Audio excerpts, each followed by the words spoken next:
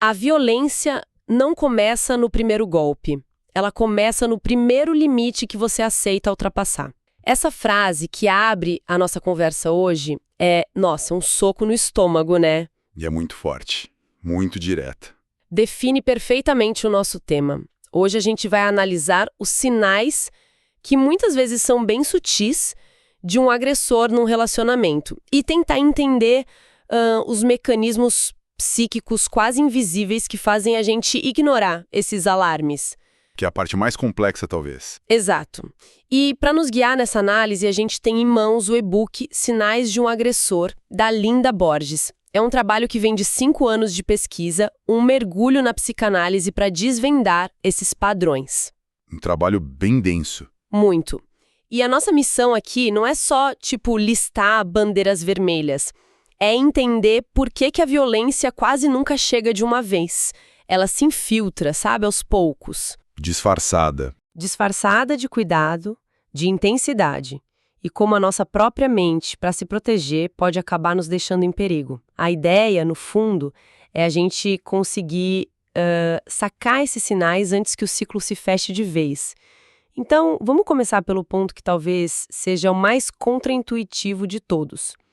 O livro deixa muito claro que o agressor raramente se parece com um vilão de filme no começo. É o oposto. Ele chega como a solução, o príncipe encantado. Exatamente. Ele chega como intensidade, como promessa de proteção. E é aí que a psicanálise joga uma luz fascinante no porquê disso acontecer. Todos nós temos o que Freud chamou de pulsão de morte. O nome, Thanatos, assusta um pouco. Parece horrível. Sim, mas a gente pode pensar nisso como uma energia interna. Ela pode nos levar a competir, a nos superar ou a destruir. Em algumas pessoas, com uma estrutura psíquica mais frágil, essa energia não é, digamos, simbolizada. Ela não vira palavra, não vira arte. O que a fonte mostra é que essa violência não é um sinal de força. É o contrário. É uma armadura de um ego muito frágil para se defender de sentimentos insuportáveis de inadequação. Certo, então o controle sobre o outro é para organizar o caos interno dele. Perfeito. É uma tentativa desesperada de organizar o próprio caos. E essa necessidade de controle, imagino, não aparece com um grito de uma hora para outra. Como é que ela se manifesta no dia a dia, de forma sutil? Quais são as primeiras bandeiras vermelhas que o livro aponta? São coisas que, isoladas, parecem pequenas. Começa com um controle que se veste de cuidado. Ah, o famoso "é porque eu me preocupo com você". Exatamente isso. Essa saia não está muito curta. Ou, não gosto de você sair com essa sua amiga, ela não te faz bem. A exigência de respostas imediatas no WhatsApp que é vendida como saudade, mas na verdade é puro monitoramento. E o ciúme, né? Que é tão romantizado. O ciúme excessivo é um clássico. É romantizado como a maior prova de amor do mundo, quando na verdade é um atestado de posse. É o começo daquela frase que termina com "você é minha". O livro fala também sobre os testes de limites, né? Como isso funciona. Sim, e esse ponto é central. Pense nisso como alguém testando uma cerca elétrica. Primeiro, ele encosta de leve para ver se dá choque. Ele faz uma crítica construtiva sobre o seu trabalho. Depois, ele faz uma brincadeira grosseira sobre o seu peso na frente dos amigos. Se não há uma reação firme, "opa, isso eu não aceito", Ele entende que pode ir além. ele avança. A autora chama isso de escalada coercitiva. Cada limite que é desrespeitado e não defendido se torna um novo normal da relação. A fronteira que você não protege vira território ocupado por ele, E essa ocupação é silenciosa, gradual. o que a torna terrivelmente eficaz. Ficou pensando aqui, é muito fácil olhar de fora e julgar, sabe? Dizer, mas como ela não viu? O livro parece dizer que a resposta não é tão simples, que existe uma força quase tão poderosa quanto a agressão, mas que age do lado de dentro. Exato. Se de um lado a gente tem essa escalada coercitiva do agressor, do outro lado nós temos o que a fonte chama de negação emocional. Negação emocional. E o mais curioso é que essa negação não é uma escolha consciente, não é ingenuidade. Pense como se o nosso cérebro tivesse um disjuntor de emergência. Quando uma verdade é dolorosa demais para ser processada, Como a de que a pessoa que a gente ama nos faz mal? exatamente. Aí esse disjuntor desarma. Uma parte da nossa mente vê o perigo, mas outra parte constrói uma parede para proteger o sonho. A psicanálise tem um termo para isso, Verleugnung, mas a gente pode pensar como um auto-engano para a sobrevivência. E além desse disjuntor, imagino que existam outros mecanismos que nos mantêm presos nessa fantasia. Ah, sim, vários. A idealização é um deles. A gente se apaixona mais pela ideia da pessoa do que pela pessoa real. E destruir essa imagem é como um luto, é doloroso demais, então a gente se agarra a ela. Faz sentido. Outra ferramenta poderosa é a racionalização. A gente cria desculpas lógicas porque é absurdo. Do tipo, ele está estressado com o trabalho. Isso, ele teve uma infância muito difícil, por isso é assim. E talvez o mais profundo seja a compulsão à repetição. Nosso inconsciente tende a nos colocar em situações que recriam dinâmicas dolorosas do nosso passado. Mas por quê? Não parece fazer sentido. Não é porque a gente goste de sofrer, é uma tentativa desesperada de, desta vez, consertar a história, sabe? De ter um final diferente. O problema é que, ao repetir o padrão, o sofrimento se torna familiar. E o que é familiar, por mais bizarro que pareça, pode se sentir mais seguro do que o desconhecido. Nossa, o livro traz o caso clínico de uma mulher chamada Laura, que ilustra isso de um jeito muito forte. Sim, o caso da Laura é emblemático. O casamento dela durou 10 anos, parecia perfeito, um conto de fadas, até ela engravidar.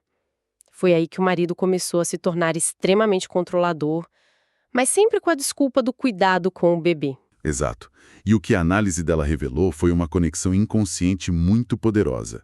Ela tinha uma tia, que era para ela uma referência de sucesso, casada com um homem rico, estável, mas claramente submissa. Entendi. Na cabeça da Laura, sem que ela percebesse, se formou uma equação perigosa. Submissão mais silêncio é igual a estabilidade e prosperidade. Uau! Então, quando o marido começou a controlá-la, uma parte dela sentiu o alarme, claro. Mas o inconsciente dela reconheceu aquele roteiro.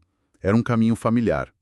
Ela não escolheu o abuso, mas o padrão do abuso era algo que a psique dela já conhecia e, de certa forma, até validava como um caminho para a segurança. É como se fosse um piloto automático indo para um destino perigoso só porque a rota já está programada ali. Exatamente. E essa programação leva direto ao famoso ciclo da violência, que o livro detalha.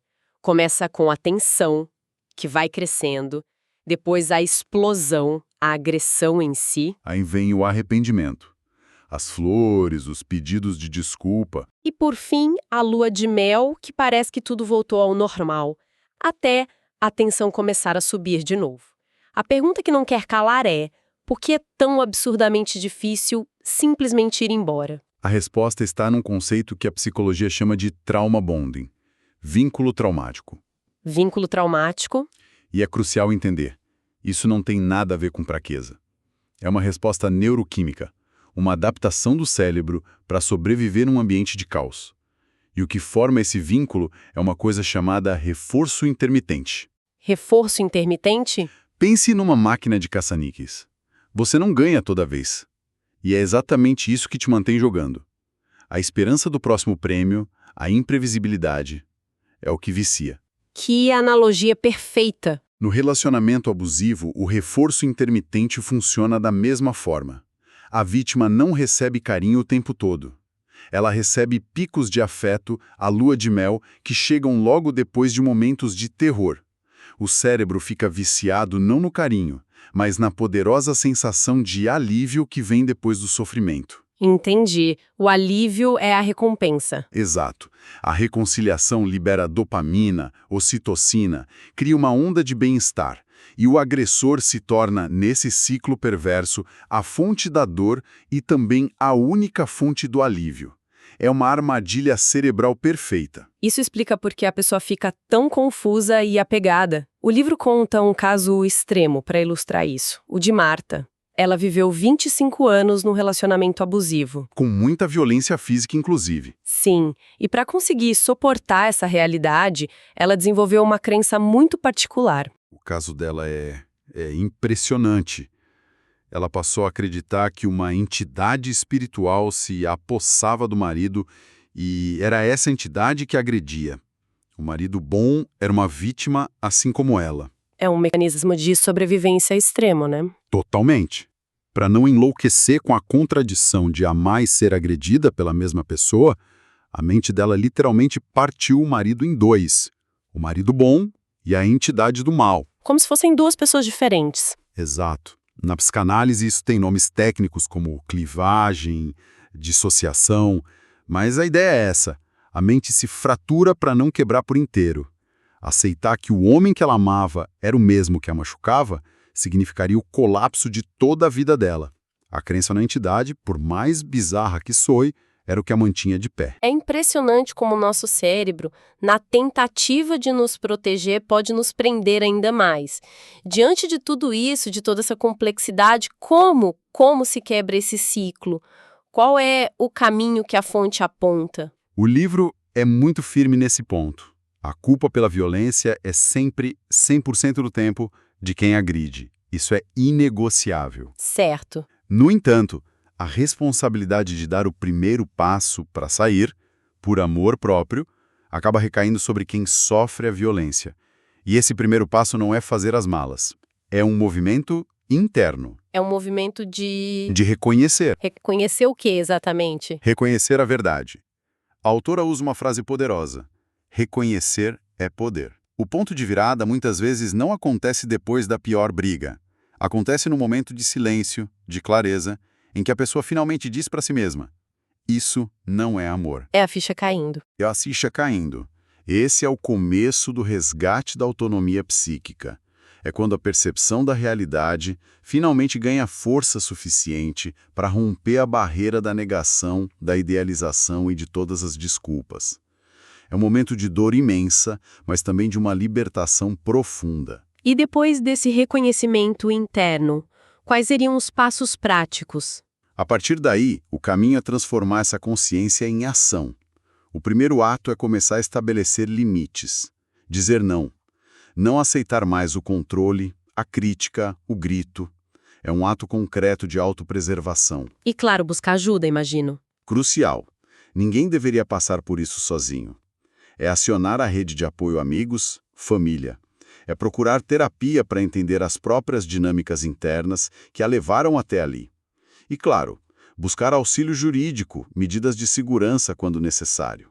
Romper o ciclo exige enfrentar um luto. Um luto pela fantasia, né? Exatamente. Não é só o luto pelo fim do relacionamento. É o luto pelo homem que se acreditou que ele era e pelo futuro que se sonhou ao lado dele. É um processo e precisa de suporte. Então, para a gente amarrar as ideias principais, a violência não é um evento, é um processo. Ela se instala aos poucos, com sinais que são mascarados, e a nossa mente tem mecanismos muito eficientes para não enxergar o que está bem na nossa frente. Perfeito. Entender como o agressor funciona e como a nossa própria negação opera é, no fundo, uma ferramenta de sobrevivência. Sim. E a fonte reforça um ponto vital. O nosso instinto de autopreservação raramente falha. Aquela sensação estranha no estômago no começo do namoro, aquele desconforto com uma piada. Aquele arrepio quando o tom de voz muda. Isso é real. Esse instinto é que é frequentemente silenciado pela esperança de que as coisas vão mudar e pelo medo de ficar só. A cura, portanto, envolve reaprender a confiar na própria percepção. É resgatar a confiança na própria bússola interna, que sempre esteve lá. Para fechar, o livro deixa uma provocação final, que é bem direta, bem poderosa, e nos faz pensar para além do tema de hoje. Sim. A conclusão da fonte é que o inconsciente sempre se manifesta. A essência de uma pessoa vaza pelas frestas.